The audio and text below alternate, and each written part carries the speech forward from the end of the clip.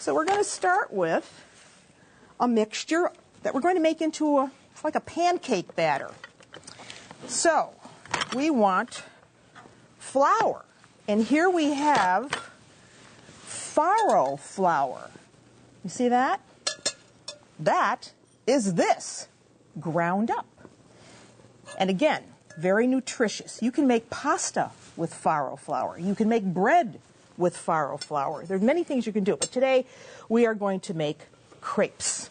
So, or as the Italians say, crespelle. We want 3 eggs, 3 large eggs, mixed in with the flour. It goes together very quickly. If you want to do this ahead, you could make the batter up early in the day, put it in the refrigerator, make it later in the day. You could even make the batter the day before.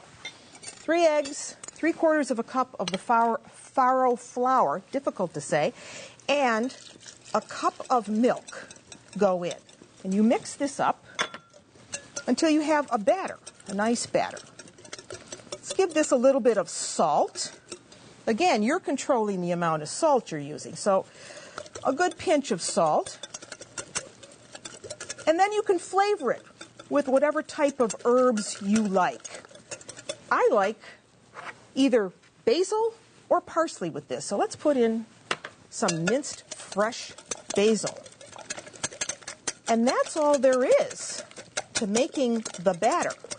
So that's the batter. Now let me turn up my heat here on this little pan that I'm using. So you're going to use a 6 or an 8-inch pan. It's better to use a non-stick pan to do this. So we have that on the flame. And then we want to just brush that pan with a little bit of butter.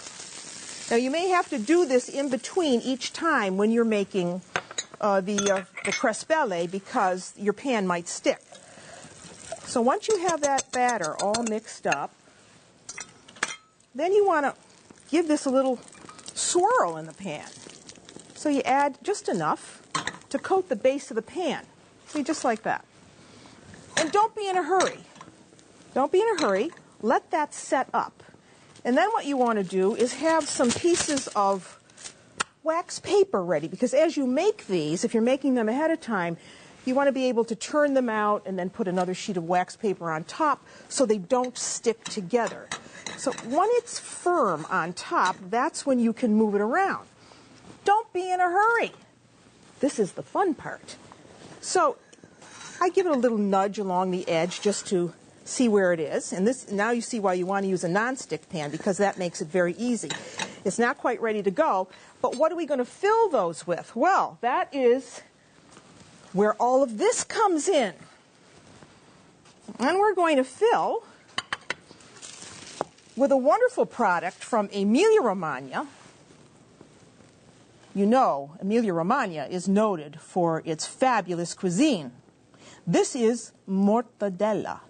Mortadella is a product that really comes from around Bologna, and it's a cooked pork product. Sometimes you see it with pistachio nuts, or you'll see it embedded with black peppercorns, and you see these little flecks of lard. This is a very melty tasting cured meat that the Italians love to use as part of an antipasto. They'll put it in a panino, but it's perfect for this, for the crespelle.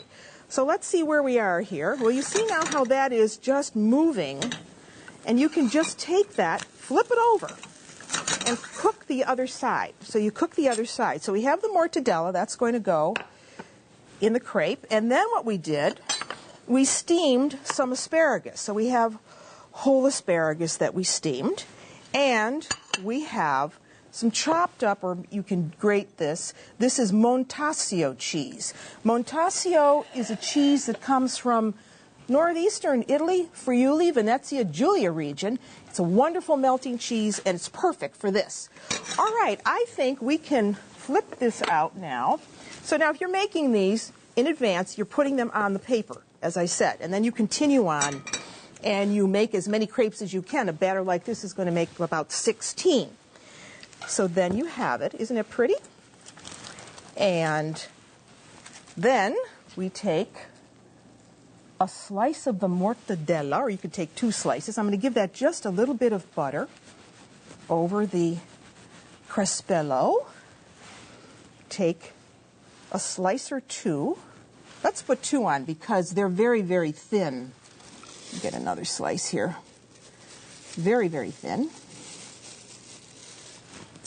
Drape that on there. And then an asparagus spear goes on. And then some of this Montasio, cow's milk cheese from Friuli, Venezia Giulia. You can find this in an Italian deli. And then you simply take that crepe and just roll it up. See how easy that is? It's simple. Then what you do is you have a whole pan of these ready. And I did some earlier for you before you came over. You put them in a buttered pan, like so. Then we give them a little drizzle of butter over the top. We're going to bake these in the oven, 350 degrees, just until they're hot, because they are fully cooked now. So a little butter over the top, unsalted, because that's what Italians use, and more of the Montasio right over the top. Who says cooking is complicated? Okay, 350, in it goes.